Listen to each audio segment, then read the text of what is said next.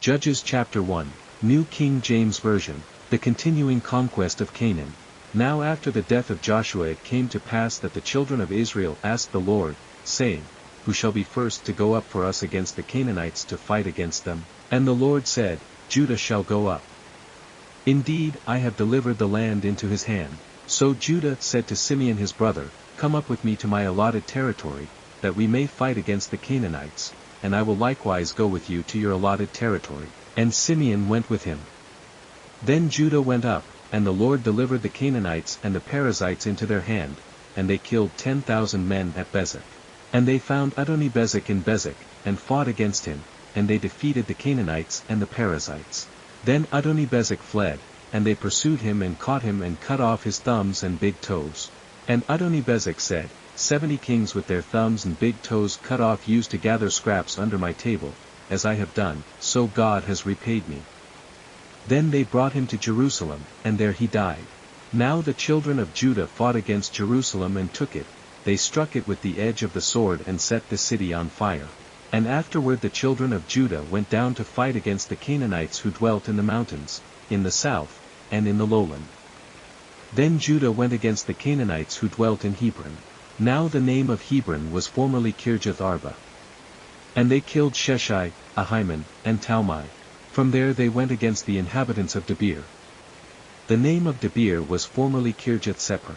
Then Caleb said, Whoever attacks Kirjath-Sepher and takes it, to him I will give my daughter Achsah as wife. And Othniel the son of Kenaz, Caleb's younger brother, took it, so he gave him his daughter Achsah as wife. Now it happened, when she came to him, that she urged him to ask her father for a field. And she dismounted from her donkey, and Caleb said to her, What do you wish? So she said to him, Give me a blessing, since you have given me land in the south, give me also springs of water. And Caleb gave her the upper springs and the lower springs. Now the children of the Kenite, Moses' father-in-law, went up from the city of palms with the children of Judah into the wilderness of Judah, which lies in the south near Arad, and they went and dwelt among the people. And Judah went with his brother Simeon, and they attacked the Canaanites who inhabited Zephath, and utterly destroyed it. So the name of the city was called Hormah. Also Judah took Gaza with its territory, Ashkelon with its territory, and Ekron with its territory. So the Lord was with Judah. And they drove out the mountaineers, but they could not drive out the inhabitants of the lowland, because they had chariots of iron. And they gave Hebron to Caleb, as Moses had said. Then he expelled from there the 3 sons of Anak. But the children of Benjamin did not drive out the Jebusites who inhabited Jerusalem. So the Jebusites dwell with the children of Benjamin in Jerusalem to this day. And the house of Joseph also went up against Bethel, and the Lord was with them. So the house of Joseph sent men to spy out Bethel. The name of the city was formerly Luz. And when the spies saw a man coming out of the city, they said to him, Please show us the entrance to the city, and we will show you mercy. So he showed them the entrance to the city, and they struck the city with the edge of the sword, but they let the man and all his family go. And the man went to the land of the Hittites, built a city, and called its name Luz, which is its name to this day. Incomplete conquest of the land. However, Manasseh did not drive out the inhabitants of Beth Shean and its villages, or Tanakh and its villages, or the inhabitants of Dor and its villages, or the inhabitants of Ibleam and its villages, or the inhabitants of Megiddo and its villages, for the Canaanites were determined to dwell in that land. And it came to pass, when Israel was strong, that they put the Canaanites under tribute, but did not completely drive them out. Nor did Ephraim drive out the Canaanites who dwelt in Gezer, so the Canaanites dwelt in Gezer among them. Nor did Zebulun drive out the inhabitants of Kitron or the inhabitants of Nahalol, so the Canaanites dwelt among them, and were put under tribute. Nor did Asher drive out the inhabitants of Akko or the inhabitants of Sidon, or of Alab, Aksib, Helbah, Aphik, or Rehob. So the Asherites dwelt among the Canaanites, the inhabitants of the land, for they did not drive them out. Nor did Naphtali drive out the inhabitants of Beth Shemesh or the inhabitants of Beth-Anath, but they dwelt among the Canaanites, the inhabitants of the land. Nevertheless the inhabitants of Beth Shemesh and Beth-Anath were put under tribute to them. And the Amorites forced the children of Dan into the mountains, for they would not allow them to come down to the valley, and the Amorites were determined to dwell in Mount Heres, in Aijalon, and in Shalbim, Yet when the strength of the house of Joseph became greater, they were put under tribute. Now the boundary of the Amorites was from the ascent of Akrabim, from Selah, and upward. Judges chapter 2, Israel's disobedience. Then the angel of the Lord came up from Gilgal to Bochim, and said, I led you up from Egypt and brought you to the land of which I swore to your fathers, and I said, I will never break my covenant with you. And you shall make no covenant with the inhabitants of this land, you shall tear down their altars. But you have not obeyed my voice. Why have you done this? Therefore I also said, I will not drive them out before you, but they shall be thorns in your side, and their gods shall be a snare to you. So it was, when the angel of the Lord spoke these words to all the children of Israel, that the people lifted up their voices and wept. Then they called the name of that place Bochim, and they sacrificed there to the Lord. And when Joshua had dismissed the people, the children of Israel went each to his own inheritance to possess the land. Death of Joshua. So the people served the Lord all the days of Joshua, and all the days of the elders who outlived Joshua, who had seen all the great works of the Lord which he had done for Israel. Now Joshua the son of Nun, the servant of the Lord, died when he was 110 years old. And they buried him within the border of his inheritance at Timnath-Heres, in the mountains of Ephraim, on the north side of Mount Gash. When all that generation had been gathered to their fathers, another generation arose after them who did not know the Lord or the work which he had done for Israel. Israel's unfaithfulness. Then the children of Israel did evil in the sight of the Lord, and served the Baals, and they forsook the Lord God of their fathers, who had brought them out of the land of Egypt. And they followed other gods from among the gods of the people who were all around them, and they bowed down to them, and they provoked the Lord to anger. They forsook the Lord and served Baal and the Ashtoreths. And the anger of the Lord was hot against Israel. So he delivered them into the hands of plunderers who despoiled them, and he sold them into the hands of their enemies all around, so that they could no longer stand before their enemies. Wherever they went out, the hand of the Lord was against them for calamity, as the Lord had said, and as the Lord had sworn to them. And they were greatly distressed. Nevertheless, the Lord raised up judges who delivered them out of the hand of those who plundered them. Yet they would not listen to their judges, but they played the harlot with other gods, and bowed down to them. They turned quickly from the way in which their fathers walked, in obeying the commandments of the Lord, they did not do so. And when the Lord raised up judges for them, the Lord was with the judge and delivered them out of the hand of their enemies all the days of the judge. For the Lord was moved to pity by their groaning because of those who oppressed them and harassed them. And it came to pass, when the judge was dead, that they reverted and behaved more corruptly than their fathers, by following other gods, to serve them and bow down to them. They did not cease from their own doings nor from their stubborn way. Then the anger of the Lord was hot against Israel, and he said, Because this nation has transgressed my covenant which I commanded their fathers, and has not heeded my voice, I also will no longer drive out before them any of the nations which Joshua left when he died, so that through them I may test Israel, whether they will keep the ways of the Lord, to walk in them as their fathers kept them, or not. Therefore the Lord left those nations, without driving them out immediately, nor did he deliver them into the hand of Joshua. Judges chapter 3, the nations remaining in the land. Now these are the nations which the Lord left, that he might test Israel by them, that is, all who had not known any of the wars in Canaan. This was only so that the generations of the children of Israel might be taught to know war, at least those who had not formerly known it, namely, 5 lords of the Philistines, all the Canaanites, the Sidonians, and the Hivites who dwelt in Mount Lebanon, from Mount Baal-Hermon to the entrance of Hamath. And they were left, that he might test Israel by them, to know whether they would obey the commandments of the Lord, which he had commanded their fathers by the hand of Moses. Thus the children of Israel dwelt among the Canaanites, the Hittites, the Amorites, the Perizzites, the Hivites, and the Jebusites. And they took their daughters to be their wives, and gave their daughters to their sons, and they served their gods. Othniel. So the children of Israel did evil in the sight of the Lord. They forgot the Lord their God, and served the Baals and Asherahs. Therefore the anger of the Lord was hot against Israel, and he sold them into the hand of Cushan-Rishathaim king of Mesopotamia, and the children of Israel served Cushan-Rishathaim 8 years. When the children of Israel cried out to the Lord raised up a deliverer for the children of Israel, who delivered them, Othniel the son of Kenaz, Caleb's younger brother. The Spirit of the Lord came upon him, and he judged Israel.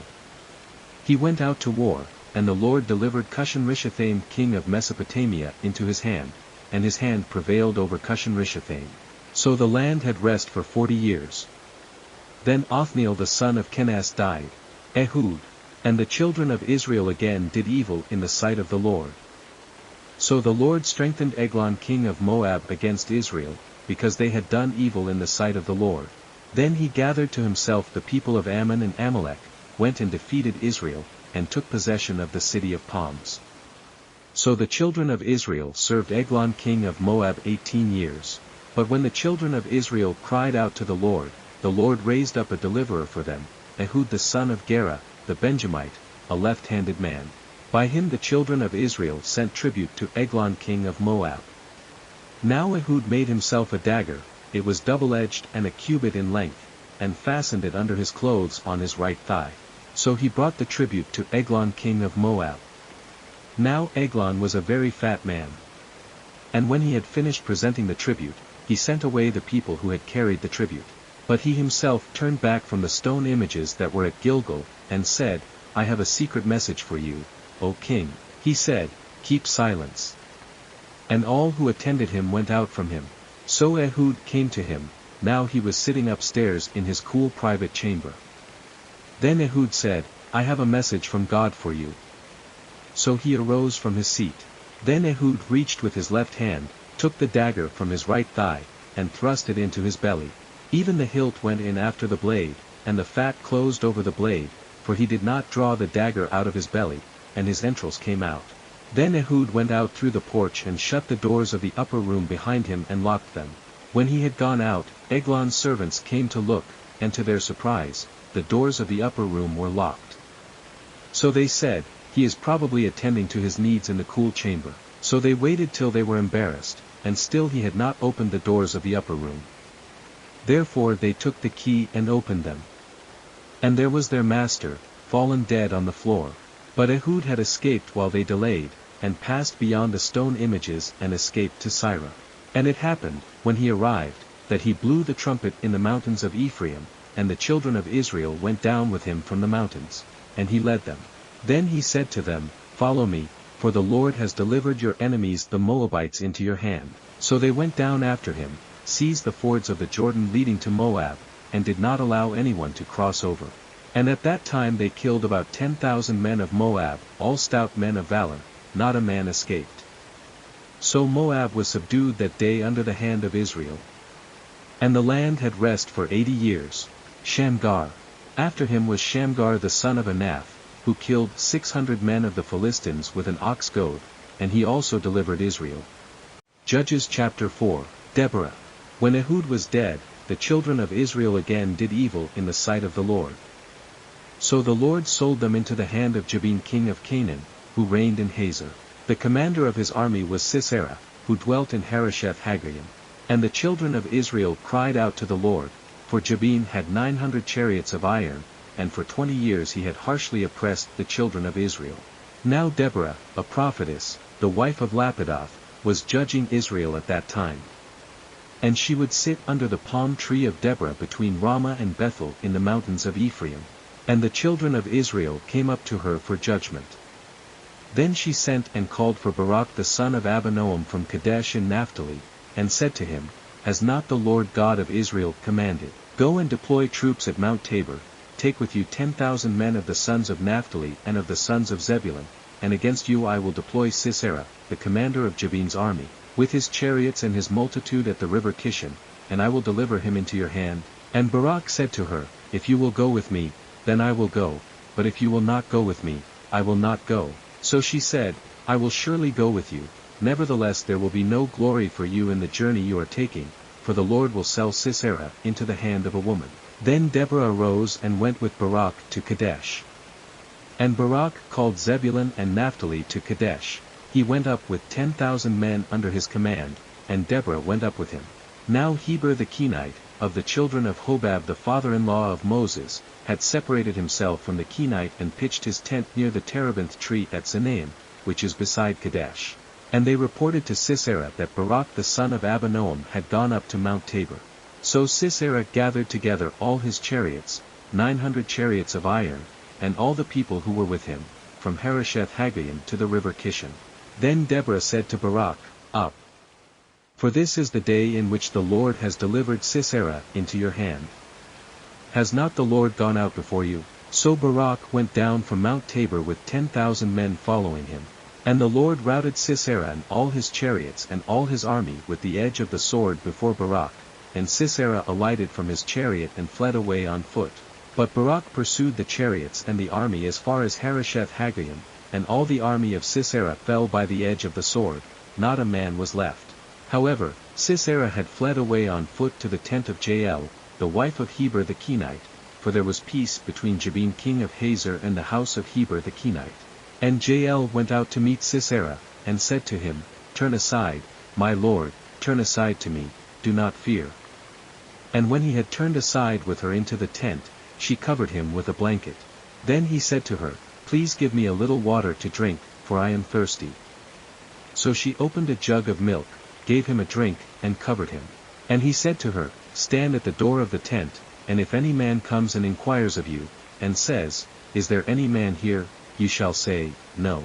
Then Jael, Heber's wife, took a tent peg and took a hammer in her hand, and went softly to him and drove the peg into his temple, and it went down into the ground, for he was fast asleep and weary. So he died. And then, as Barak pursued Sisera, Jael came out to meet him, and said to him, Come, I will show you the man whom you seek. And when he went into her tent, there lay Sisera, dead with the peg in his temple. So on that day God subdued Jabin king of Canaan in the presence of the children of Israel. And the hand of the children of Israel grew stronger and stronger against Jabin king of Canaan, until they had destroyed Jabin king of Canaan. Judges chapter 5, the Song of Deborah. Then Deborah and Barak the son of Abinoam sang on that day, saying, When leaders lead in Israel, when the people willingly offer themselves, bless the Lord. Hear, O kings.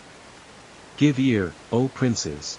I, even I, will sing to the Lord. I will sing praise to the Lord God of Israel.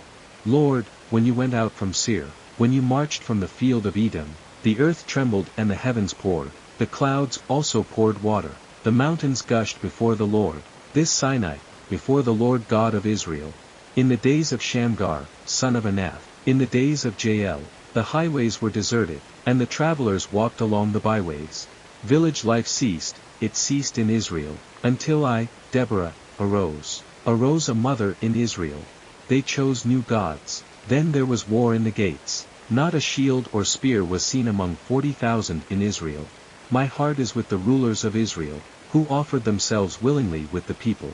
Bless the Lord. Speak, you who ride on white donkeys, who sit in judges' attire, and who walk along the road. Far from the noise of the archers, among the watering places, there they shall recount the righteous acts of the Lord, the righteous acts for his villagers in Israel. Then the people of the Lord shall go down to the gates. Awake, awake, Deborah. Awake, awake, sing a song. Arise, Barak, and lead your captives away, O son of Abinoam. Then the survivors came down, the people against the nobles. The Lord came down for me against the mighty. From Ephraim were those whose roots were in Amalek. After you, Benjamin, with your peoples. From Machir rulers came down, and from Zebulun those who bear the recruiter's staff. And the princes of Issachar were with Deborah. As Issachar, so was Barak, sent into the valley under his command. Among the divisions of Reuben, there were great resolves of heart. Why did you sit among the sheepfolds, to hear the pipings for the flocks? The divisions of Reuben have great searchings of heart. Gilead stayed beyond the Jordan, and why did Dan remain on ships? Asher continued at the seashore, and stayed by his inlets. Zebulun is a people who jeopardized their lives to the point of death. Naphtali also, on the heights of the battlefield. The kings came and fought. Then the kings of Canaan fought. In Tanakh, by the waters of Megiddo, they took no spoils of silver. They fought from the heavens. The stars from their courses fought against Sisera. The torrent of Kishon swept them away. That ancient torrent, the torrent of Kishon. O my soul, march on in strength. Then the horses' hooves pounded. The galloping of his steeds. Curse Meroz, said the angel of the Lord, curse its inhabitants bitterly, because they did not come to the help of the Lord, to the help of the Lord against the mighty. Most blessed among women is Jael, the wife of Heber the Kenite. Blessed is she among women in tents. He asked for water, she gave milk. She brought out cream in a lordly bowl. She stretched her hand to the tent peg, her right hand to the workman's hammer. She pounded Sisera, she pierced his head, she split and struck through his temple. At her feet he sank, he fell, he lay still. At her feet he sank, he fell. Where he sank, there he fell dead. The mother of Sisera looked through the window, and cried out through the lattice, Why is his chariot so long in coming? Why tarries the clatter of his chariots? Her wisest ladies answered her. Yes, she answered herself, Are they not finding and dividing the spoil, to every man a girl or two, for Sisera, plunder of dyed garments, plunder of garments embroidered and dyed, 2 pieces of dyed embroidery for the neck of the looter. Thus let all your enemies perish, O Lord. But let those who love him be like the sun, when it comes out in full strength. So the land had rest for 40 years. Judges chapter 6. Midianites oppress Israel. Then the children of Israel did evil in the sight of the Lord. So the Lord delivered them into the hand of Midian for 7 years, and the hand of Midian prevailed against Israel. Because of the Midianites, the children of Israel made for themselves the dens, the caves, and the strongholds which are in the mountains. So it was, whenever Israel had sown, Midianites would come up, also Amalekites and the people of the east would come up against them. Then they would encamp against them and destroy the produce of the earth as far as Gaza, and leave no sustenance for Israel, neither sheep, nor ox, nor donkey. For they would come up with their livestock and their tents, coming in as numerous as locusts, both they and their camels were without number, and they would enter the land to destroy it. So Israel was greatly impoverished because of the Midianites, and the children of Israel cried out to the Lord. And it came to pass, when the children of Israel cried out to the Lord because of the Midianites, that the Lord sent a prophet to the children of Israel, who said to them, Thus says the Lord God of Israel, I brought you up from Egypt and brought you out of the house of bondage, and I delivered you out of the hand of the Egyptians and out of the hand of all who oppressed you, and drove them out before you and gave you their land. Also I said to you, I am the Lord your God, do not fear the gods of the Amorites, in whose land you dwell. But you have not obeyed my voice. Gideon. Now the angel of the Lord came and sat under the terebinth tree which was in Ophrah, which belonged to Joash the Abiezrite, while his son Gideon threshed wheat in the winepress, in order to hide it from the Midianites. And the angel of the Lord appeared to him, and said to him, The Lord is with you, you mighty man of valor. Gideon said to him, O my Lord, if the Lord is with us, why then has all this happened to us? And where are all his miracles which our fathers told us about, saying, Did not the Lord bring us up from Egypt? But now the Lord has forsaken us and delivered us into the hands of the Midianites. Then the Lord turned to him and said, Go in this might of yours, and ye shall save Israel from the hand of the Midianites. Have I not sent you? So he said to him, O my Lord, how can I save Israel? Indeed my clan is the weakest in Manasseh, and I am the least in my father's house. And the Lord said to him, Surely I will be with you, and ye shall defeat the Midianites as one man. Then he said to him, If now I have found favor in your sight, then show me a sign that it is you who talk with me. Do not depart from here, I pray, until I come to you and bring out my offering and set it before you. And he said, I will wait until you come back. So Gideon went in and prepared a young goat, and unleavened bread from an ephah of flour. The meat he put in a basket, and he put the broth in a pot, and he brought them out to him under the terebinth tree and presented them. The angel of God said to him, Take the meat and the unleavened bread and lay them on this rock, and pour out the broth. And he did so. Then the angel of the Lord put out the end of the staff that was in his hand, and touched the meat and the unleavened bread, and fire rose out of the rock and consumed the meat and the unleavened bread. And the angel of the Lord departed out of his sight. Now Gideon perceived that he was the angel of the Lord. So Gideon said, Alas, O Lord God! For I have seen the angel of the Lord face to face. Then the Lord said to him, Peace be with you, do not fear, you shall not die. So Gideon built an altar there to the Lord, and called it The Lord is Peace. To this day it is still in Ophrah of the Abiezrites. Now it came to pass the same night that the Lord said to him, Take your father's young bull, the second bull of 7 years old, and tear down the altar of Baal that your father has, and cut down the wooden image that is beside it, and build an altar to the Lord your God on top of this rock in the proper arrangement. And take the second bull and offer a burnt sacrifice with the wood of the image which you shall cut down. So Gideon took 10 men from among his servants and did as the Lord had said to him. But because he feared his father's household and the men of the city too much to do it by day, he did it by night. Gideon destroys the altar of Baal. And when the men of the city arose early in the morning, there was the altar of Baal, torn down, and the wooden image that was beside it was cut down, and the second bull was being offered on the altar which had been built. So they said to one another, Who has done this thing? And when they had inquired and asked, they said, Gideon the son of Joash has done this thing. Then the men of the city said to Joash, Bring out your son, that he may die, because he has torn down the altar of Baal, and because he has cut down the wooden image that was beside it. But Joash said to all who stood against him, Would you plead for Baal? Would you save him? Let the one who would plead for him be put to death by morning. If he is a god, let him plead for himself, because his altar has been torn down. Therefore on that day he called him Jerubbaal, saying, Let Baal plead against him, because he has torn down his altar. Then all the Midianites and Amalekites, the people of the east, gathered together, and they crossed over and encamped in the valley of Jezreel. But the Spirit of the Lord came upon Gideon, then he blew the trumpet, and the Abiezrites gathered behind him. And he sent messengers throughout all Manasseh, who also gathered behind him. He also sent messengers to Asher, Zebulun, and Naphtali, and they came up to meet them. The sign of the fleece. So Gideon said to God, If you will save Israel by my hand as you have said, look, I shall put a fleece of wool on the threshing floor, if there is dew on the fleece only, and it is dry on all the ground, then I shall know that you will save Israel by my hand, as you have said. And it was so. When he rose early the next morning and squeezed the fleece together, he wrung the dew out of the fleece, a bowlful of water. Then Gideon said to God, Do not be angry with me, but let me speak just once more, let me test, I pray, just once more with the fleece, let it now be dry only on the fleece, but on all the ground let there be dew. And God did so that night. It was dry on the fleece only, but there was dew on all the ground. Judges chapter 7, Gideon's valiant 300. Then Jerubbaal, that is, Gideon, and all the people who were with him rose early and encamped beside the well of Herah, so that the camp of the Midianites was on the north side of them by the hill of More in the valley.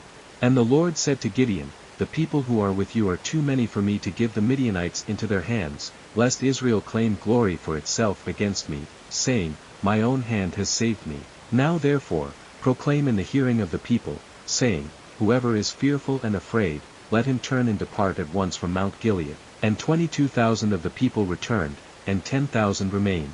But the Lord said to Gideon, The people are still too many, bring them down to the water, and I will test them for you there. Then it will be, that of whom I say to you, This one shall go with you, the same shall go with you, and of whomever I say to you, This one shall not go with you, the same shall not go. So he brought the people down to the water. And the Lord said to Gideon, Everyone who laps from the water with his tongue, as a dog laps, you shall set apart by himself, likewise everyone who gets down on his knees to drink. And the number of those who lapped, putting their hand to their mouth, was 300 men, but all the rest of the people got down on their knees to drink water. Then the Lord said to Gideon, By the 300 men who lapped I will save you, and deliver the Midianites into your hand. Let all the other people go, every man to his place. So the people took provisions and their trumpets in their hands. And he sent away all the rest of Israel, every man to his tent, and retained those 300 men. Now the camp of Midian was below him in the valley. It happened on the same night that the Lord said to him, Arise, go down against the camp, for I have delivered it into your hand. But if you are afraid to go down to the camp with Purah your servant, and you shall hear what they say, and afterward your hands shall be strengthened to go down against the camp. Then he went down with Purah his servant to the outpost of the armed men who were in the camp. Now the Midianites and Amalekites, all the people of the east, were lying in the valley as numerous as locusts, and their camels were without number, as the sand by the seashore in multitude. And when Gideon had come, there was a man telling a dream to his companion. He said, I have had a dream. To my surprise, a loaf of barley bread tumbled into the camp of Midian. It came to a tent and struck it so that it fell and overturned, and the tent collapsed. Then his companion answered and said, This is nothing else but the sword of Gideon the son of Joash, a man of Israel. Into his hand God has delivered Midian and the whole camp. And so it was, when Gideon heard the telling of the dream and its interpretation, that he worshipped. He returned to the camp of Israel, and said, Arise, for the Lord has delivered the camp of Midian into your hand. Then he divided the 300 men into 3 companies, and he put a trumpet into every man's hand, with empty pitchers, and torches inside the pitchers.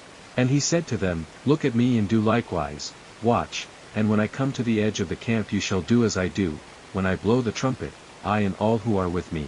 Then you also blow the trumpets on every side of the whole camp, and say, The sword of the Lord and of Gideon.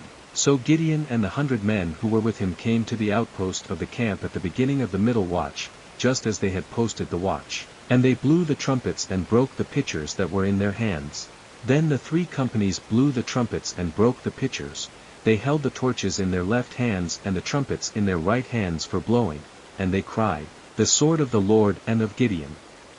And every man stood in his place all around the camp, and the whole army ran and cried out and fled. When the 300 blew the trumpets, the Lord set every man's sword against his companion throughout the whole camp, and the army fled to Beth-Acacia, toward Zererah, as far as the border of Abel-Meholah, by Tabbath. And the men of Israel gathered together from Naphtali, Asher, and all Manasseh, and pursued the Midianites. Then Gideon sent messengers throughout all the mountains of Ephraim, saying, Come down against the Midianites, and seize from them the watering places as far as Beth-barah and the Jordan. Then all the men of Ephraim gathered together and seized the watering places as far as Beth-barah and the Jordan. And they captured 2 princes of the Midianites, Oreb and Zeb. They killed Oreb at the rock of Oreb, and Zeb they killed at the winepress of Zeb. They pursued Midian and brought the heads of Oreb and Zeb to Gideon on the other side of the Jordan. Judges chapter 8. Gideon subdues the Midianites. Now the men of Ephraim said to him, Why have you done this to us by not calling us when you went to fight with the Midianites? And they reprimanded him sharply. So he said to them, What have I done now in comparison with you? Is not the gleaning of the grapes of Ephraim better than the vintage of Abiezer? God has delivered into your hands the princes of Midian, Oreb and Zeb. And what was I able to do in comparison with you? Then their anger toward him subsided when he said that. When Gideon came to the Jordan, he and the 300 men who were with him crossed over, exhausted but still in pursuit. Then he said to the men of Succoth, Please give loaves of bread to the people who follow me, for they are exhausted, and I am pursuing Zebah and Zalmunna, kings of Midian.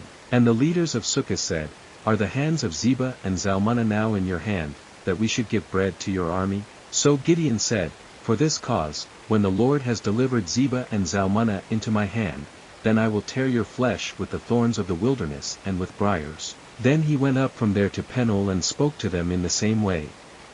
And the men of Peniel answered him as the men of Succoth had answered. So he also spoke to the men of Peniel, saying, When I come back in peace, I will tear down this tower. Now Zebah and Zalmunna were at Karkor, and their armies with them, about 15,000, all who were left of all the army of the people of the east. For 120,000 men who drew the sword had fallen. Then Gideon went up by the road of those who dwell in tents on the east of Nobah and Jogbehah, and he attacked the army while the camp felt secure. When Zebah and Zalmunna fled, he pursued them, and he took the 2 kings of Midian, Zebah and Zalmunna, and routed the whole army. Then Gideon the son of Joash returned from battle, from the ascent of Heres. And he caught a young man of the men of Succoth and interrogated him, and he wrote down for him the leaders of Succoth and its elders, 77 men. Then he came to the men of Succoth and said, Here are Zebah and Zalmunna, about whom you ridiculed me, saying, Are the hands of Zebah and Zalmunna now in your hand, that we should give bread to your weary men? And he took the elders of the city, and thorns of the wilderness and briars, and with them he taught the men of Succoth. Then he tore down the tower of Peniel and killed the men of the city. And he said to Zebah and Zalmunna, What kind of men were they whom you killed at Tabor? So they answered, As you are, so were they, each one resembled the son of a king. Then he said, They were my brothers, the sons of my mother. As the Lord lives, if you had let them live, I would not kill you. And he said to Jether his firstborn, Rise, kill them. But the youth would not draw his sword, for he was afraid, because he was still a youth. So Zebah and Zalmunna said, Rise yourself, and kill us, for as a man is, so is his strength. So Gideon arose and killed Zebah and Zalmunna, and took the crescent ornaments that were on their camels' necks, Gideon's ephod. Then the men of Israel said to Gideon, Rule over us, both you and your son, and your grandson also, for you have delivered us from the hand of Midian. But Gideon said to them, I will not rule over you, nor shall my son rule over you, the Lord shall rule over you. Then Gideon said to them, I would like to make a request of you, that each of you would give me the earrings from his plunder. For they had golden earrings, because they were Ishmaelites. So they answered, We will gladly give them. And they spread out a garment, and each man threw into it the earrings from his plunder. Now the weight of the gold earrings that he requested was 1,700 shekels of gold, besides the crescent ornaments, pendants, and purple robes which were on the kings of Midian, and besides the chains that were around their camels' necks. Then Gideon made it into an ephod and set it up in his city, Ophrah. And all Israel played the harlot with it there. It became a snare to Gideon and to his house. Thus Midian was subdued before the children of Israel, so that they lifted their heads no more. And the country was quiet for 40 years in the days of Gideon. Death of Gideon. Then Jerubbaal the son of Joash went and dwelt in his own house. Gideon had 70 sons who were his own offspring, for he had many wives. And his concubine who was in Shechem also bore him a son, whose name he called Abimelech. Now Gideon the son of Joash died at a good old age, and was buried in the tomb of Joash his father, in Ophrah of the Abiezrites. So it was, as soon as Gideon was dead, that the children of Israel again played the harlot with the Baals, and made Baal-berith their god. Thus the children of Israel did not remember the Lord their God, who had delivered them from the hands of all their enemies on every side, nor did they show kindness to the house of Jerubbaal, Gideon, in accordance with the good he had done for Israel. Judges chapter 9. Abimelech's conspiracy. Then Abimelech the son of Jerubbaal went to Shechem, to his mother's brothers, and spoke with them and with all the family of the house of his mother's father, saying, Please speak in the hearing of all the men of Shechem, which is better for you, that all 70 of the sons of Jerubbaal reign over you, or that one reign over you. Remember that I am your own flesh and bone. And his mother's brothers spoke all these words concerning him in the hearing of all the men of Shechem, and their heart was inclined to follow Abimelech, for they said, He is our brother. So they gave him 70 shekels of silver from the temple of Baal-berith, with which Abimelech hired worthless and reckless men, and they followed him. Then he went to his father's house at Ophrah and killed his brothers, the 70 sons of Jerubbaal, on one stone. But Jotham the youngest son of Jerubbaal was left, because he hid himself. And all the men of Shechem gathered together, all of Beth Millo, and they went and made Abimelech king beside the terebinth tree at the pillar that was in Shechem. The parable of the trees. Now when they told Jotham, he went and stood on top of Mount Gerizim, and lifted his voice and cried out. And he said to them, Listen to me, you men of Shechem, that God may listen to you. The trees once went forth to anoint a king over them. And they said to the olive tree, Reign over us. But the olive tree said to them, Should I cease giving my oil, with which they honor God and men, and go to sway over trees? Then the trees said to the fig tree, You come and reign over us. But the fig tree said to them, Should I cease my sweetness and my good fruit, and go to sway over trees? Then the trees said to the vine, You come and reign over us. But the vine said to them, Should I cease my new wine, which cheers both God and men, and go to sway over trees? Then all the trees said to the bramble, You come and reign over us. And the bramble said to the trees, If in truth you anoint me as king over you, then come and take shelter in my shade. But if not, let fire come out of the bramble, and devour the cedars of Lebanon. Now therefore, if you have acted in truth and sincerity in making Abimelech king, and if you have dealt well with Jerubbaal and his house, and have done to him as he deserves, for my father fought for you, risked his life, and delivered you out of the hand of Midian, but you have risen up against my father's house this day, and killed his 70 sons on one stone, and made Abimelech, the son of his female servant, king over the men of Shechem, because he is your brother. If then you have acted in truth and sincerity with Jerubbaal and with his house this day, then rejoice in Abimelech, and let him also rejoice in you. But if not, let fire come from Abimelech and devour the men of Shechem and Beth Millo, and let fire come from the men of Shechem and from Beth Millo and devour Abimelech. And Jotham ran away and fled, and he went to Beer and dwelt there, for fear of Abimelech his brother. Downfall of Abimelech. After Abimelech had reigned over Israel 3 years, God sent a spirit of ill will between Abimelech and the men of Shechem, and the men of Shechem dealt treacherously with Abimelech, that the crime done to the 70 sons of Jerubbaal might be settled and their blood be laid on Abimelech their brother, who killed them, and on the men of Shechem, who aided him in the killing of his brothers. And the men of Shechem set men in ambush against him on the tops of the mountains, and they robbed all who passed by them along that way, and it was told Abimelech. Now Gaal the son of Ebed came with his brothers and went over to Shechem, and the men of Shechem put their confidence in him. So they went out into the fields, and gathered grapes from their vineyards and trod them, and made merry. And they went into the house of their God, and ate and drank, and cursed Abimelech. Then Gaal the son of Ebed said, Who is Abimelech, and who is Shechem, that we should serve him? Is he not the son of Jerubbaal, and is not Zebul his officer? Serve the men of Hamor the father of Shechem, but why should we serve him? If only this people were under my authority, then I would remove Abimelech. So he said to Abimelech, Increase your army and come out. When Zebul, the ruler of the city, heard the words of Gaal the son of Ebed, his anger was aroused. And he sent messengers to Abimelech secretly, saying, Take note, Gaal the son of Ebed and his brothers have come to Shechem, and here they are, fortifying the city against you. Now therefore, get up by night, you and the people who are with you, and lie in wait in the field.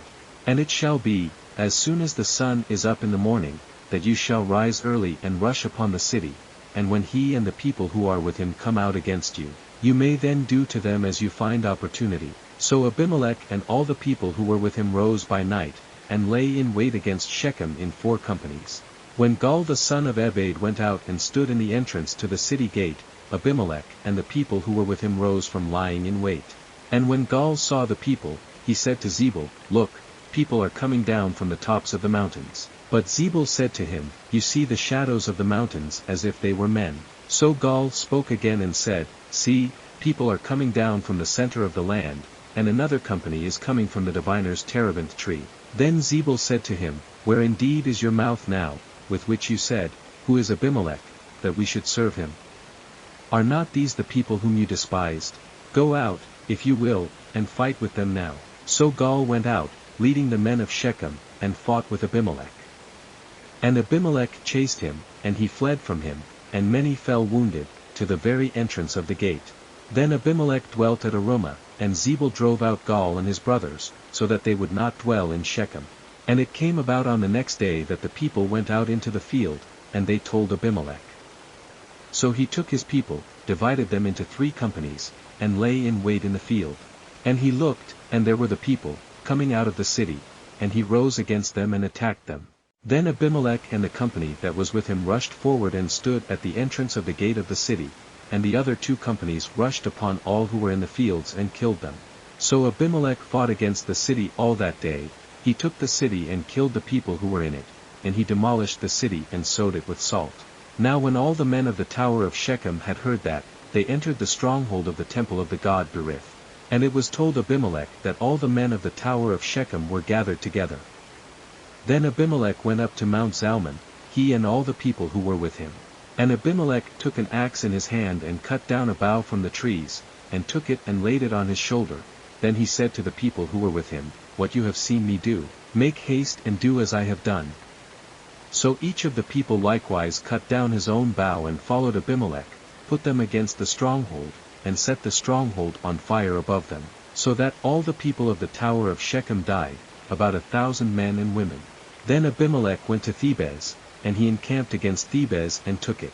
But there was a strong tower in the city, and all the men and women, all the people of the city, fled there and shut themselves in. Then they went up to the top of the tower. So Abimelech came as far as the tower and fought against it, and he drew near the door of the tower to burn it with fire. But a certain woman dropped an upper millstone on Abimelech's head and crushed his skull. Then he called quickly to the young man, his armor-bearer, and said to him, Draw your sword and kill me, lest men say of me, A woman killed him. So his young man thrust him through, and he died. And when the men of Israel saw that Abimelech was dead, they departed, every man to his place. Thus God repaid the wickedness of Abimelech, which he had done to his father by killing his 70 brothers. And all the evil of the men of Shechem God returned on their own heads, and on them came the curse of Jotham the son of Jerubbaal. Judges chapter 10, Tola. After Abimelech there arose to save Israel Tola the son of Puah, the son of Dodo, a man of Issachar, and he dwelt in Shamir in the mountains of Ephraim. He judged Israel 23 years, and he died and was buried in Shamir. Jair. After him arose Jair, a Gileadite, and he judged Israel 22 years. Now he had 30 sons who rode on 30 donkeys. They also had 30 towns, which are called Havoth Jair to this day, which are in the land of Gilead. And Jair died and was buried in Carmel. Israel oppressed again.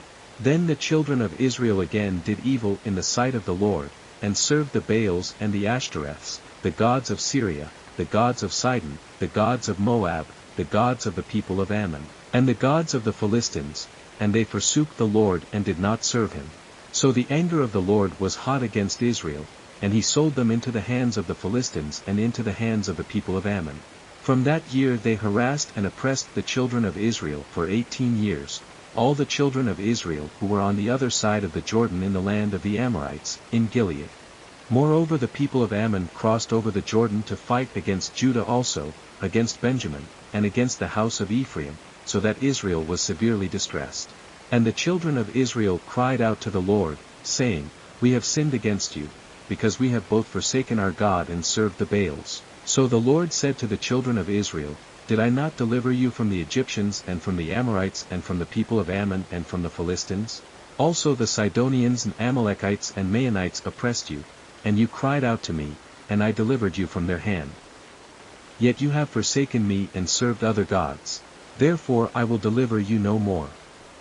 Go and cry out to the gods which you have chosen, let them deliver you in your time of distress. And the children of Israel said to the Lord, We have sinned. Do to us whatever seems best to you, only deliver us this day, we pray. So they put away the foreign gods from among them and served the Lord. And his soul could no longer endure the misery of Israel. Then the people of Ammon gathered together and encamped in Gilead. And the children of Israel assembled together and encamped in Mizpah. And the people, the leaders of Gilead, said to one another, Who is the man who will begin the fight against the people of Ammon? He shall be head over all the inhabitants of Gilead. Judges chapter 11. Jephthah. Now Jephthah the Gileadite was a mighty man of valor, but he was the son of a harlot, and Gilead begot Jephthah. Gilead's wife bore sons, and when his wife's sons grew up, they drove Jephthah out, and said to him, You shall have no inheritance in our father's house, for you are the son of another woman. Then Jephthah fled from his brothers and dwelt in the land of Tob, and worthless men banded together with Jephthah and went out raiding with him. It came to pass after a time that the people of Ammon made war against Israel. And so it was, when the people of Ammon made war against Israel, that the elders of Gilead went to get Jephthah from the land of Tob. Then they said to Jephthah, Come and be our commander, that we may fight against the people of Ammon. So Jephthah said to the elders of Gilead, Did you not hate me, and expel me from my father's house?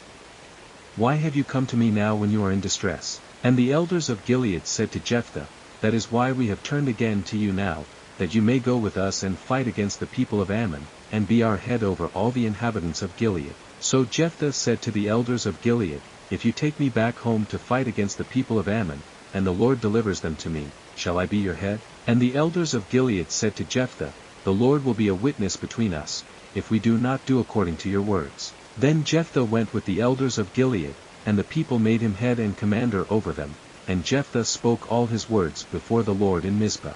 Now Jephthah sent messengers to the king of the people of Ammon, saying, What do you have against me, that you have come to fight against me in my land? And the king of the people of Ammon answered the messengers of Jephthah, Because Israel took away my land when they came up out of Egypt, from the Arnon as far as the Jabbok, and to the Jordan. Now therefore, restore those lands peaceably. So Jephthah again sent messengers to the king of the people of Ammon, and said to him, Thus says Jephthah, Israel did not take away the land of Moab, nor the land of the people of Ammon. For when Israel came up from Egypt, they walked through the wilderness as far as the Red Sea and came to Kadesh. Then Israel sent messengers to the king of Edom, saying, Please let me pass through your land. But the king of Edom would not heed. And in like manner they sent to the king of Moab, but he would not consent. So Israel remained in Kadesh. And they went along through the wilderness and bypassed the land of Edom and the land of Moab, came to the east side of the land of Moab, and encamped on the other side of the Arnon. But they did not enter the border of Moab, for the Arnon was the border of Moab. Then Israel sent messengers to Sihon king of the Amorites, king of Heshbon, and Israel said to him, Please let us pass through your land into our place. But Sihon did not trust Israel to pass through his territory. So Sihon gathered all his people together, encamped in Jahaz, and fought against Israel. And the Lord God of Israel delivered Sihon and all his people into the hand of Israel, and they defeated them. Thus Israel gained possession of all the land of the Amorites, who inhabited that country. They took possession of all the territory of the Amorites, from the Arnon to the Jabbok and from the wilderness to the Jordan. And now the Lord God of Israel has dispossessed the Amorites from before his people Israel. Should you then possess it? Will you not possess whatever Chemosh your God gives you to possess? So whatever the Lord our God takes possession of before us, we will possess. And now, are you any better than Balak the son of Zippor, king of Moab? Did he ever strive against Israel? Did he ever fight against them? While Israel dwelt in Heshbon and its villages, in Aroer and its villages, and in all the cities along the banks of the Arnon, for 300 years, why did you not recover them within that time? Therefore I have not sinned against you, but you wronged me by fighting against me. May the Lord, the judge, render judgment this day between the children of Israel and the people of Ammon. However, the king of the people of Ammon did not heed the words which Jephthah sent him. Jephthah's vow and victory. Then the Spirit of the Lord came upon Jephthah, and he passed through Gilead and Manasseh, and passed through Mizpah of Gilead, and from Mizpah of Gilead he advanced toward the people of Ammon. And Jephthah made a vow to the Lord, and said, If you will indeed deliver the people of Ammon into my hands, then it will be that whatever comes out of the doors of my house to meet me, when I return in peace from the people of Ammon, shall surely be the Lord's, and I will offer it up as a burnt offering. So Jephthah advanced toward the people of Ammon to fight against them, and the Lord delivered them into his hands. And he defeated them from Aroer as far as Minnith, 20 cities, and to Abel-keramim, with a very great slaughter. Thus the people of Ammon were subdued before the children of Israel. Jephthah's daughter. When Jephthah came to his house at Mizpah, there was his daughter, coming out to meet him with timbrels and dancing, and she was his only child. Besides her he had neither son nor daughter. And it came to pass, when he saw her, that he tore his clothes, and said, Alas, my daughter! You have brought me very low. You are among those who trouble me, for I have given my word to the Lord, and I cannot go back on it. So she said to him, My father, if you have given your word to the Lord, do to me according to what has gone out of your mouth, because the Lord has avenged you of your enemies, the people of Ammon. Then she said to her father, Let this thing be done for me, let me alone for 2 months, that I may go and wander on the mountains and bewail my virginity, my friends and I. So he said, Go. And he sent her away for 2 months, and she went with her friends, and bewailed her virginity on the mountains. And it was so at the end of 2 months that she returned to her father, and he carried out his vow with her which he had vowed. She knew no man. And it became a custom in Israel that the daughters of Israel went 4 days each year to lament the daughter of Jephthah the Gileadite. Judges chapter 12, Jephthah's conflict with Ephraim. Then the men of Ephraim gathered together, crossed over toward Zaphon, and said to Jephthah, Why did you cross over to fight against the people of Ammon, and did not call us to go with you? We will burn your house down on you with fire. And Jephthah said to them, My people and I were in a great struggle with the people of Ammon, and when I called you, you did not deliver me out of their hands. So when I saw that you would not deliver me, I took my life in my hands and crossed over against the people of Ammon, and the Lord delivered them into my hand. Why then have you come up to me this day to fight against me? Now Jephthah gathered together all the men of Gilead and fought against Ephraim. And the men of Gilead defeated Ephraim, because they said, You Gileadites are fugitives of Ephraim among the Ephraimites and among the Manassites. The Gileadites seized the fords of the Jordan before the Ephraimites arrived. And when any Ephraimite who escaped said, Let me cross over, the men of Gilead would say to him, Are you an Ephraimite? If he said, No, then they would say to him, Then say, Shibboleth.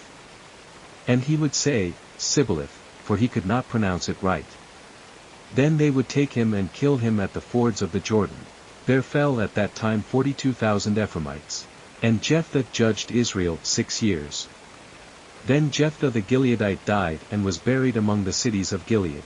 Ibzan, Elon, and Abdon. After him, Ibzan of Bethlehem judged Israel. He had 30 sons. And he gave away 30 daughters in marriage, and brought in 30 daughters from elsewhere for his sons. He judged Israel 7 years. Then Ibzan died and was buried at Bethlehem. After him, Elon the Zebulunite judged Israel. He judged Israel 10 years. And Elon the Zebulunite died and was buried at Aijalon in the country of Zebulun. After him, Abdon the son of Hillel the Pirathonite judged Israel. He had 40 sons and 30 grandsons, who rode on 70 young donkeys. He judged Israel 8 years. Then Abdon the son of Hillel the Pirathonite died and was buried in Pirathon in the land of Ephraim, in the mountains of the Amalekites. Judges chapter 13, the birth of Samson. Again the children of Israel did evil in the sight of the Lord, and the Lord delivered them into the hand of the Philistines for 40 years. Now there was a certain man from Zorah, of the family of the Danites, whose name was Manoah, and his wife was barren and had no children. And the angel of the Lord appeared to the woman and said to her, Indeed now, you are barren and have borne no children, but you shall conceive and bear a son. Now therefore, please be careful not to drink wine or similar drink, and not to eat anything unclean. For behold, you shall conceive and bear a son, and no razor shall come upon his head, for the child shall be a Nazirite to God from the womb, and he shall begin to deliver Israel out of the hand of the Philistines. So the woman came and told her husband, saying, A man of God came to me, and his countenance was like the countenance of the angel of God, very awesome, but I did not ask him where he was from, and he did not tell me his name. And he said to me, Behold, you shall conceive and bear a son. Now drink no wine or similar drink, nor eat anything unclean, for the child shall be a Nazirite to God from the womb to the day of his death. Then Manoah prayed to the Lord, and said, O my Lord, please let the man of God whom you sent come to us again and teach us what we shall do for the child who will be born. And God listened to the voice of Manoah, and the angel of God came to the woman again as she was sitting in the field, but Manoah her husband was not with her. Then the woman ran in haste and told her husband, and said to him, Look, the man who came to me the other day has just now appeared to me. So Manoah arose and followed his wife. When he came to the man, he said to him, Are you the man who spoke to this woman? And he said, I am. Manoah said, Now let your words come to pass. What will be the boy's rule of life, and his work? So the angel of the Lord said to Manoah, Of all that I said to the woman let her be careful. She may not eat anything that comes from the vine, nor may she drink wine or similar drink, nor eat anything unclean. All that I commanded her let her observe. Then Manoah said to the angel of the Lord, Please let us detain you, and we will prepare a young goat for you. And the angel of the Lord said to Manoah, Though you detain me, I will not eat your food. But if you offer a burnt offering, you must offer it to the Lord. For Manoah did not know he was the angel of the Lord. Then Manoah said to the angel of the Lord, What is your name, that when your words come to pass we may honor you? And the angel of the Lord said to him, Why do you ask my name, seeing it is wonderful? So Manoah took the young goat with the grain offering, and offered it upon the rock to the Lord. And he did a wondrous thing while Manoah and his wife looked on. It happened as the flame went up toward heaven from the altar, the angel of the Lord ascended in the flame of the altar. When Manoah and his wife saw this, they fell on their faces to the ground. When the angel of the Lord appeared no more to Manoah and his wife, then Manoah knew that he was the angel of the Lord. And Manoah said to his wife, We shall surely die, because we have seen God. But his wife said to him, If the Lord had desired to kill us, he would not have accepted a burnt offering and a grain offering from our hands, nor would he have shown us all these things, nor would he have told us such things as these at this time. So the woman bore a son and called his name Samson, and the child grew, and the Lord blessed him. And the Spirit of the Lord began to move upon him at Mahaneh Dan between Zorah and Eshtaol. Judges chapter 14, Samson's Philistine wife. Now Samson went down to Timnah, and saw a woman in Timnah of the daughters of the Philistines. So he went up and told his father and mother, saying, I have seen a woman in Timnah of the daughters of the Philistines, now therefore, get her for me as a wife. Then his father and mother said to him, Is there no woman among the daughters of your brethren, or among all my people, that you must go and get a wife from the uncircumcised Philistines. And Samson said to his father, Get her for me, for she pleases me well. But his father and mother did not know that it was of the Lord, that he was seeking an occasion to move against the Philistines. For at that time the Philistines had dominion over Israel. So Samson went down to Timnah with his father and mother, and came to the vineyards of Timnah. Now to his surprise, a young lion came roaring against him. And the Spirit of the Lord came mightily upon him, and he tore the lion apart as one would have torn apart a young goat, though he had nothing in his hand. But he did not tell his father or his mother what he had done. Then he went down and talked with the woman, and she pleased Samson well. After some time, when he returned to get her, he turned aside to see the carcass of the lion. And behold, a swarm of bees and honey were in the carcass of the lion. He took some of it in his hands and went along, eating. When he came to his father and mother, he gave some to them, and they also ate. But he did not tell them that he had taken the honey out of the carcass of the lion. So his father went down to the woman. And Samson gave a feast there, for young men used to do so. And it happened, when they saw him, that they brought 30 companions to be with him. Then Samson said to them, Let me pose a riddle to you. If you can correctly solve and explain it to me within the 7 days of the feast, then I will give you 30 linen garments and 30 changes of clothing. But if you cannot explain it to me, then you shall give me 30 linen garments and 30 changes of clothing. And they said to him, Pose your riddle, that we may hear it. So he said to them, Out of the eater came something to eat, and out of the strong came something sweet. Now for 3 days they could not explain the riddle. But it came to pass on the 7th day that they said to Samson's wife, Entice your husband, that he may explain the riddle to us, or else we will burn you and your father's house with fire. Have you invited us in order to take what is ours? Is that not so? Then Samson's wife wept on him, and said, You only hate me. You do not love me. You have posed a riddle to the sons of my people, but you have not explained it to me. And he said to her, Look, I have not explained it to my father or my mother, so should I explain it to you? Now she had wept on him the 7 days while their feast lasted. And it happened on the 7th day that he told her, because she pressed him so much. Then she explained the riddle to the sons of her people. So the men of the city said to him on the 7th day before the sun went down, What is sweeter than honey? And what is stronger than a lion? And he said to them, If you had not plowed with my heifer, you would not have solved my riddle. Then the Spirit of the Lord came upon him mightily, and he went down to Ashkelon and killed 30 of their men, took their apparel, and gave the changes of clothing to those who had explained the riddle. So his anger was aroused, and he went back up to his father's house. And Samson's wife was given to his companion, who had been his best man. Judges chapter 15, Samson defeats the Philistines. After a while, in the time of wheat harvest, it happened that Samson visited his wife with a young goat. And he said, Let me go into my wife, into her room. But her father would not permit him to go in. Her father said, I really thought that you thoroughly hated her, therefore I gave her to your companion. Is not her younger sister better than she? Please, take her instead. And Samson said to them, This time I shall be blameless regarding the Philistines if I harm them. Then Samson went and caught 300 foxes, and he took torches, turned the fox's tail to tail, and put a torch between each pair of tails. When he had set the torches on fire, he let the foxes go into the standing grain of the Philistines, and burned up both the shocks and the standing grain, as well as the vineyards and olive groves. Then the Philistines said, Who has done this? And they answered, Samson, the son-in-law of the Timnite, because he has taken his wife and given her to his companion. So the Philistines came up and burned her and her father with fire. Samson said to them, Since you would do a thing like this, I will surely take revenge on you, and after that I will cease. So he attacked them hip and thigh with a great slaughter, then he went down and dwelt in the cleft of the rock of Etam. Now the Philistines went up, encamped in Judah, and deployed themselves against Lehi.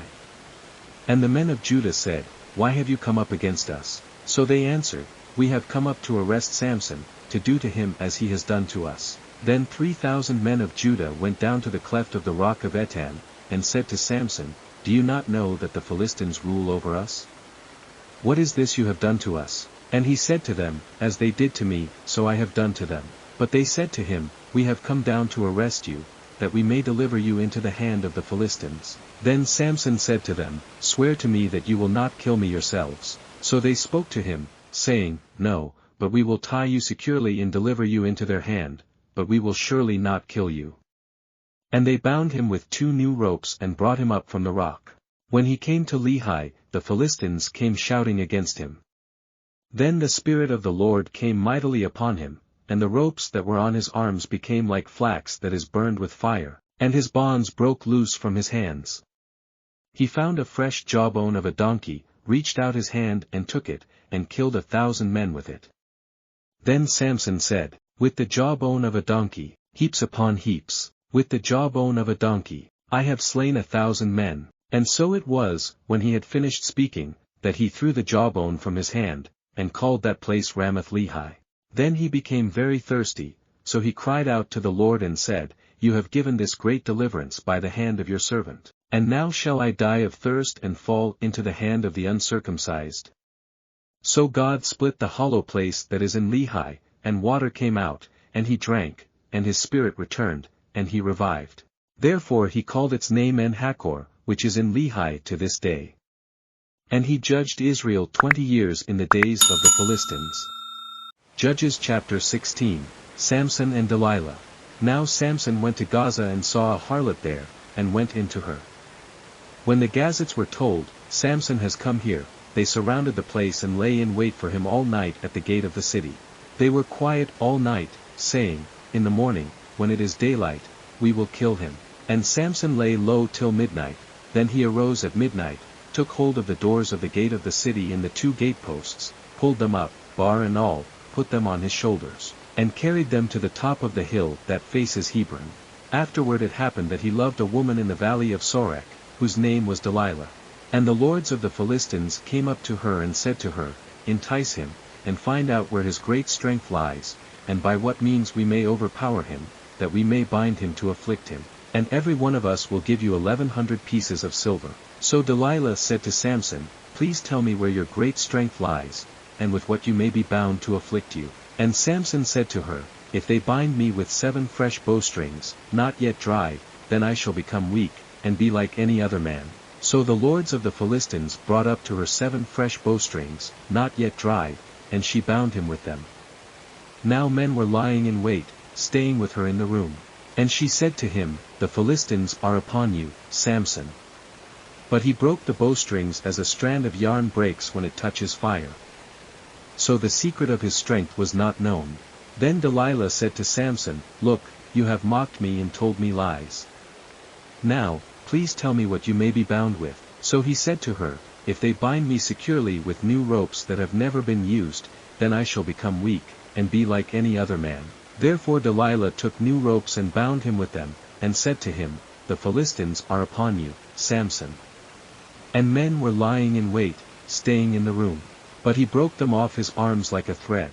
Delilah said to Samson, Until now you have mocked me and told me lies. Tell me what you may be bound with. And he said to her, If you weave the 7 locks of my head into the web of the loom. So she wove it tightly with the batten of the loom, and said to him, The Philistines are upon you, Samson. But he awoke from his sleep, and pulled out the batten and the web from the loom.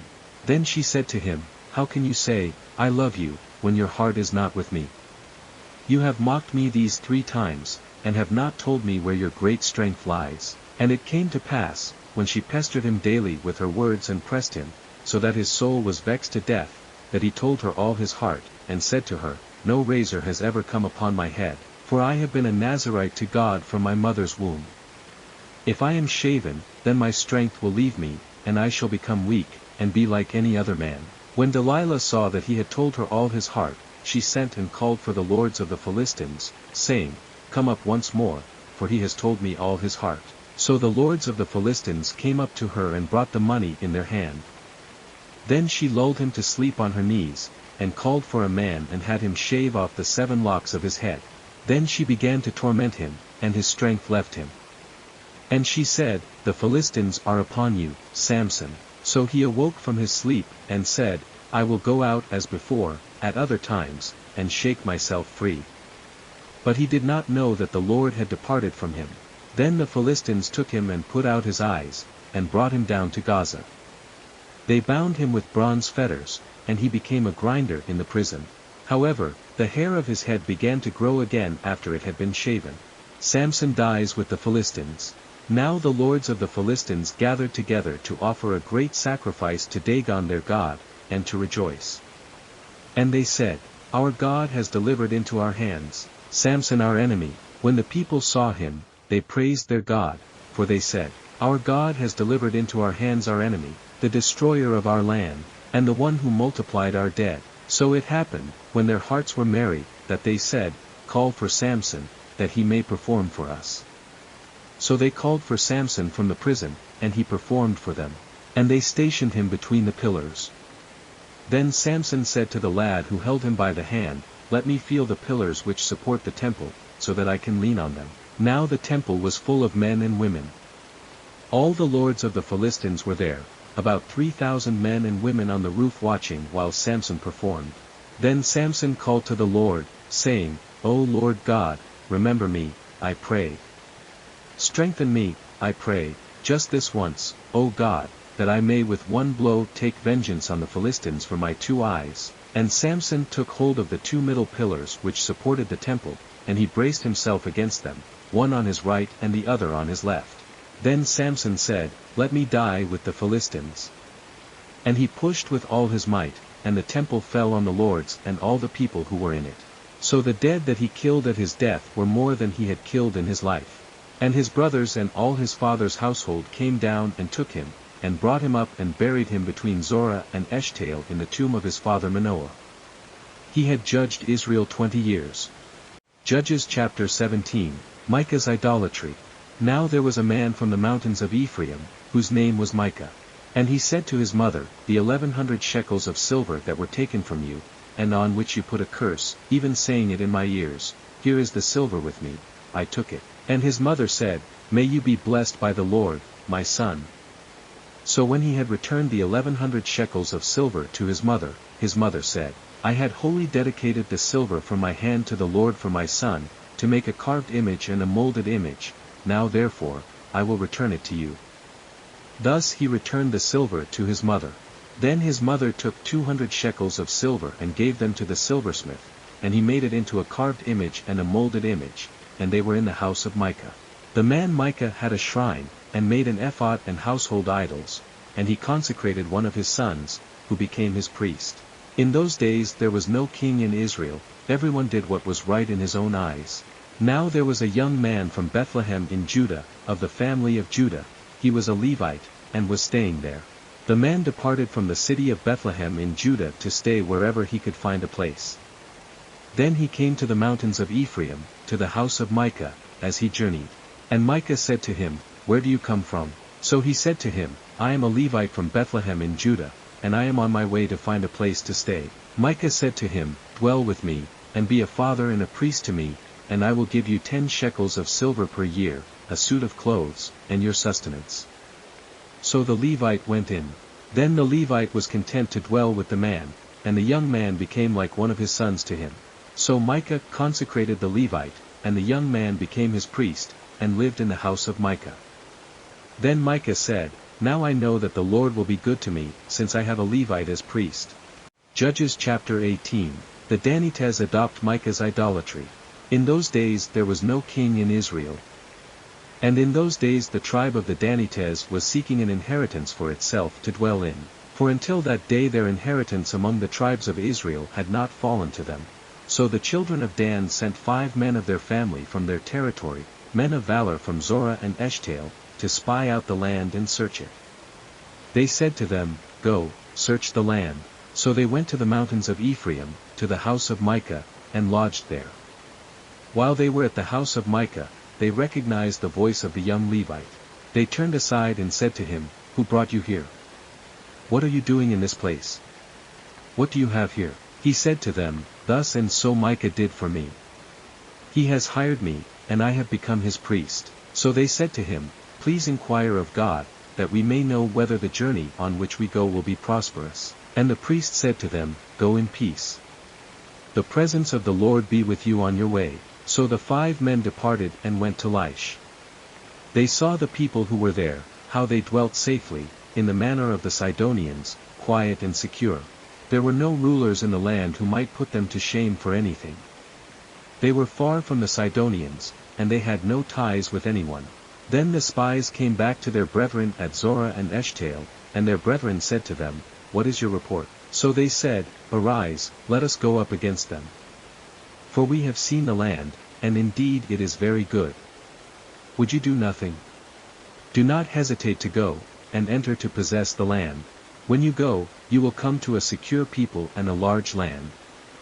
For God has given it into your hands, a place where there is no lack of anything that is on the earth." And 600 men of the family of the Danites went from there, from Zorah and Eshtaol, armed with weapons of war.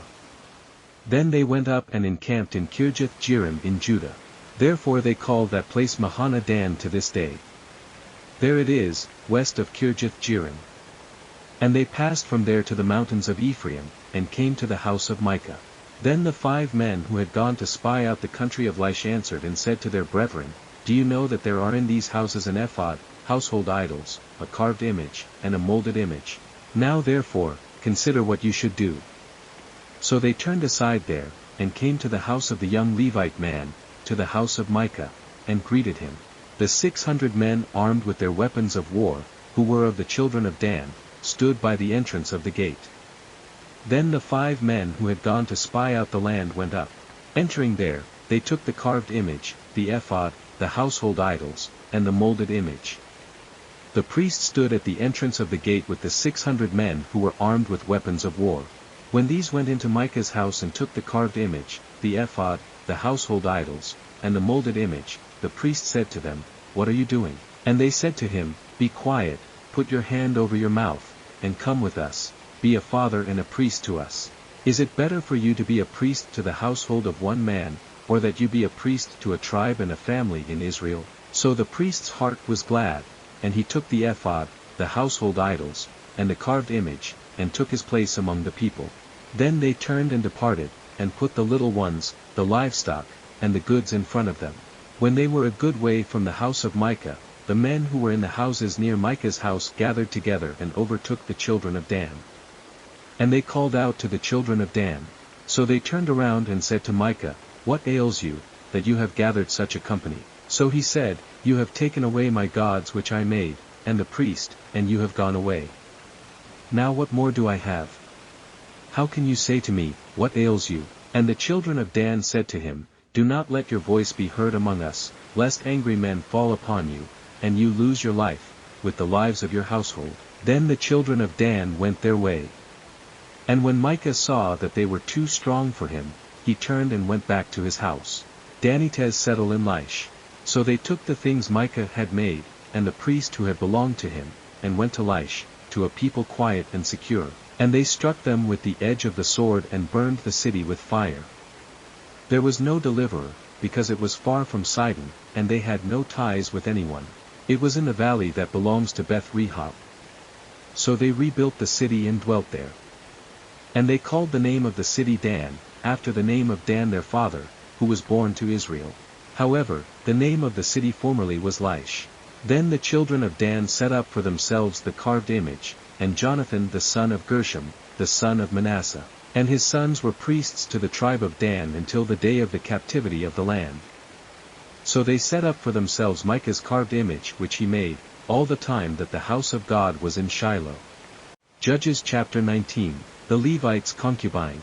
And it came to pass in those days, when there was no king in Israel, that there was a certain Levite staying in the remote mountains of Ephraim.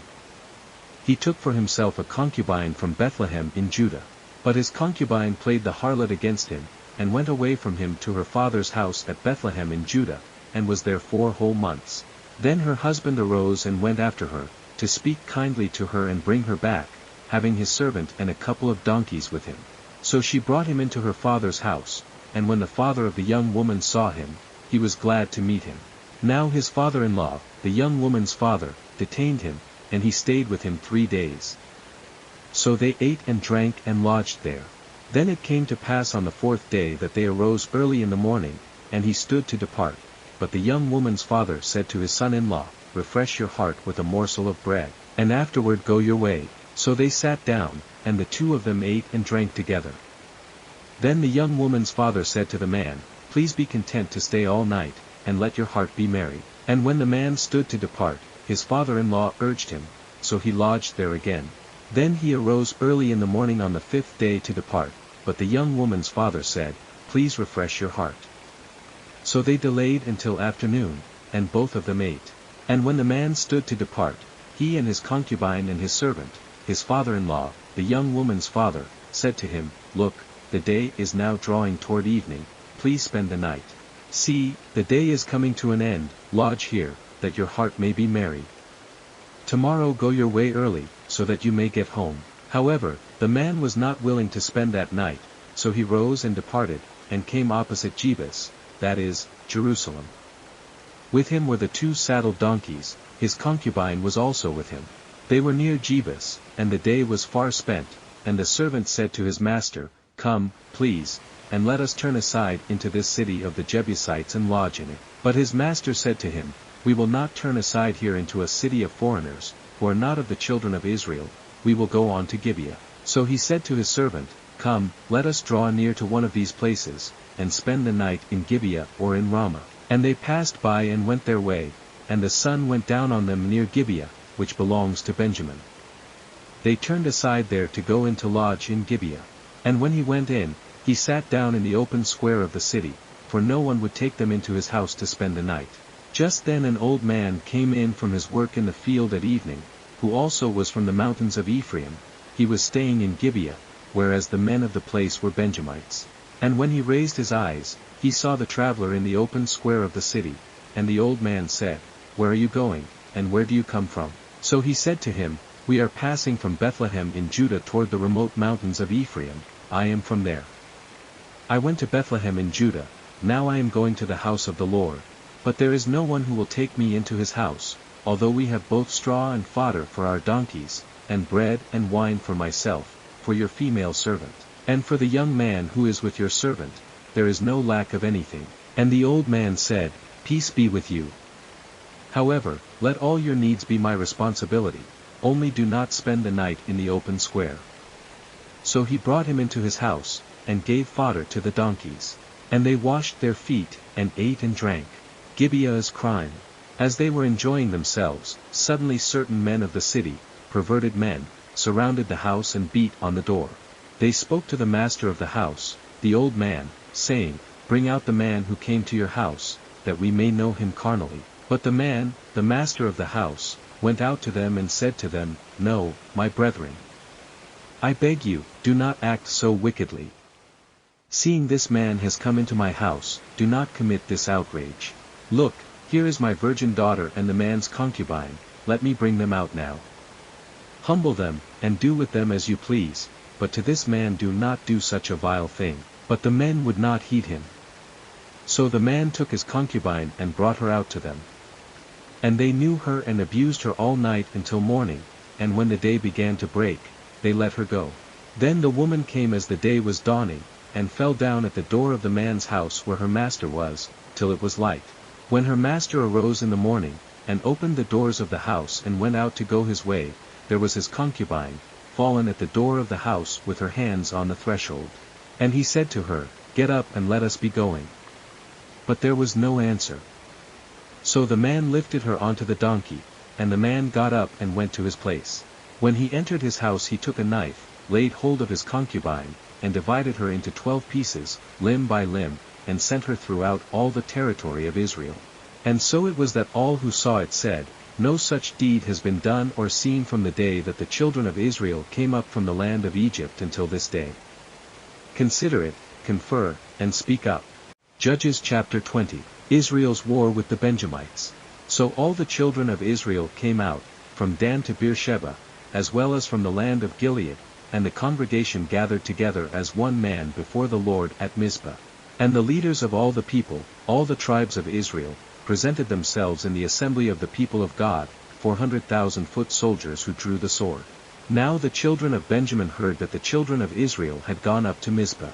Then the children of Israel said, "Tell us, how did this wicked deed happen?" So the Levite, the husband of the woman who was murdered, answered and said, "My concubine and I went into Gibeah, which belongs to Benjamin, to spend the night. And the men of Gibeah rose against me, and surrounded the house at night because of me. They intended to kill me, but instead they ravished my concubine so that she died. So I took hold of my concubine, cut her in pieces, and sent her throughout all the territory of the inheritance of Israel, because they committed lewdness and outrage in Israel. Look, all of you are children of Israel, give your advice and counsel here and now. So all the people arose as one man, saying, None of us will go to his tent, nor will any turn back to his house. But now this is the thing which we will do to Gibeah. We will go up against it by lot. We will take 10 men out of every 100 throughout all the tribes of Israel, 100 out of every 1,000, and 1,000 out of every 10,000, to make provisions for the people, that when they come to Gibeah in Benjamin, they may repay all the vileness that they have done in Israel. So all the men of Israel were gathered against the city, united together as one man. Then the tribes of Israel sent men through all the tribe of Benjamin, saying, What is this wickedness that has occurred among you? Now therefore, deliver up the men, the perverted men who are in Gibeah, that we may put them to death and remove the evil from Israel. But the children of Benjamin would not listen to the voice of their brethren, the children of Israel. Instead, the children of Benjamin gathered together from their cities to Gibeah, to go to battle against the children of Israel. And from their cities at that time the children of Benjamin numbered 26,000 men who drew the sword, besides the inhabitants of Gibeah, who numbered 700 select men. Among all this people were 700 select men who were left-handed, every one could sling a stone at a hair's breadth and not miss. Now besides Benjamin, the men of Israel numbered 400,000 men who drew the sword, all of these were men of war. Then the children of Israel arose and went up to the house of God to inquire of God. They said, Which of us shall go up first to battle against the children of Benjamin? The Lord said, Judah first. So the children of Israel rose in the morning and encamped against Gibeah. And the men of Israel went out to battle against Benjamin, and the men of Israel put themselves in battle array to fight against them at Gibeah. Then the children of Benjamin came out of Gibeah, and on that day cut down to the ground 22,000 men of the Israelites. And the people, that is, the men of Israel, encouraged themselves and again formed the battle line at the place where they had put themselves in array on the first day. Then the children of Israel went up and wept before the Lord until evening, and asked counsel of the Lord, saying, Shall I again draw near for battle against the children of my brother Benjamin? And the Lord said, Go up against him. So the children of Israel approached the children of Benjamin on the second day.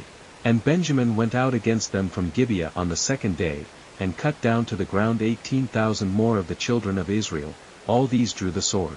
Then all the children of Israel, that is, all the people, went up and came to the house of God and wept. They sat there before the Lord and fasted that day until evening, and they offered burnt offerings and peace offerings before the Lord. So the children of Israel inquired of the Lord. The ark of the covenant of God was there in those days, and Phinehas the son of Eleazar, the son of Aaron, stood before it in those days, saying, Shall I yet again go out to battle against the children of my brother Benjamin, or shall I cease? And the Lord said, Go up, for tomorrow I will deliver them into your hand. Then Israel set men in ambush all around Gibeah. And the children of Israel went up against the children of Benjamin on the third day, and put themselves in battle array against Gibeah as at the other times. So the children of Benjamin went out against the people, and were drawn away from the city.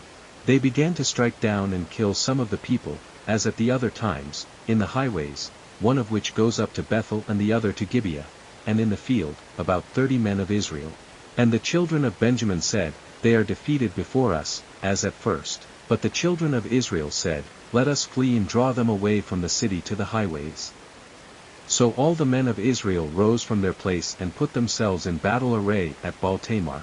Then Israel's men in ambush burst forth from their position in the plain of Geba. And 10,000 select men from all Israel came against Gibeah, and the battle was fierce.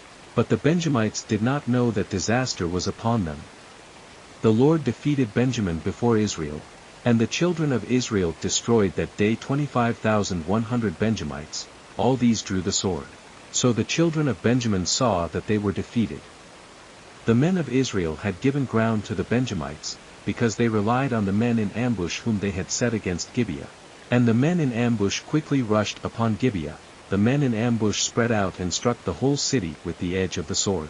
Now the appointed signal between the men of Israel and the men in ambush was that they would make a great cloud of smoke rise up from the city, whereupon the men of Israel would turn in battle.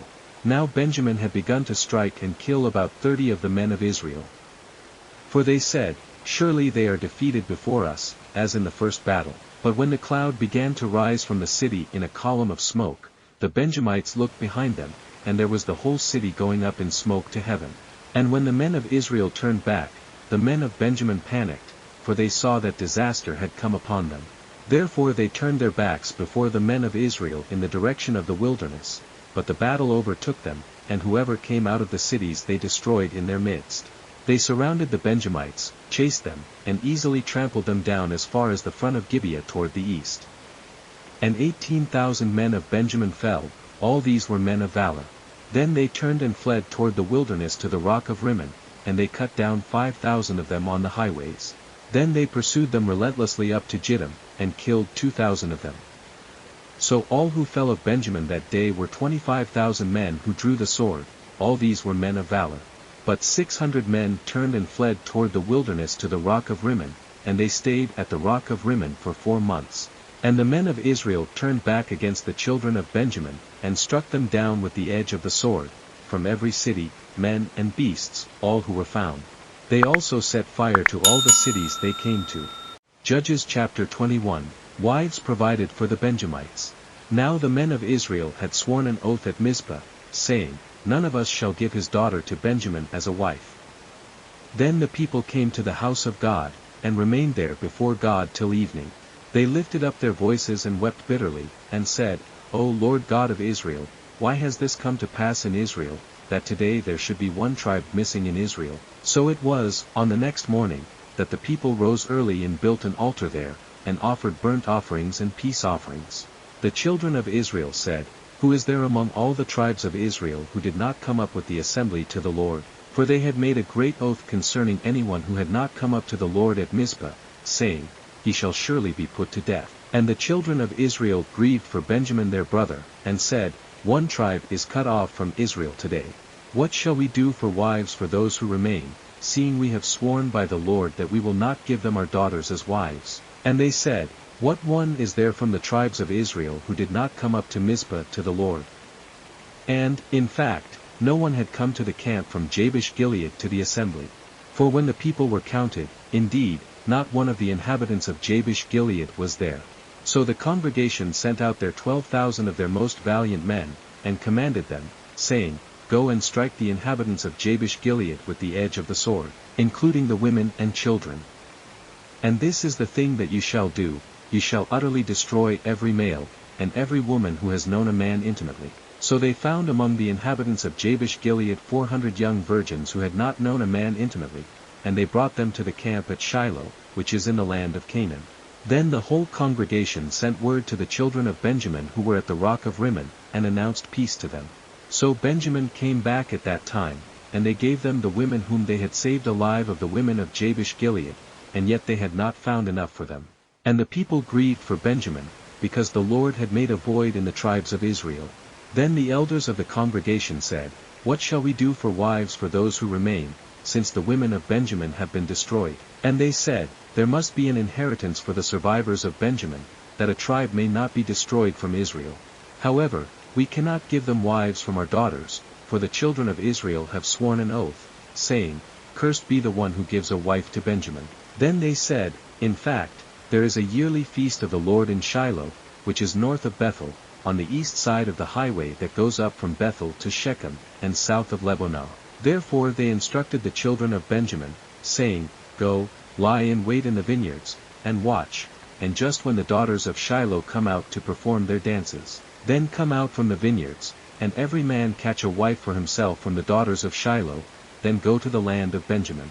Then it shall be, when their fathers or their brothers come to us to complain, that we will say to them, 'Be kind to them for our sakes, because we did not take a wife for any of them in the war.' For it is not as though you have given the women to them at this time, making yourselves guilty of your oath." And the children of Benjamin did so, they took enough wives for their number from those who danced, whom they caught. Then they went and returned to their inheritance, and they rebuilt the cities and dwelt in them. So the children of Israel departed from there at that time, every man to his tribe and family, they went out from there, every man to his inheritance. In those days there was no king in Israel, everyone did what was right in his own eyes,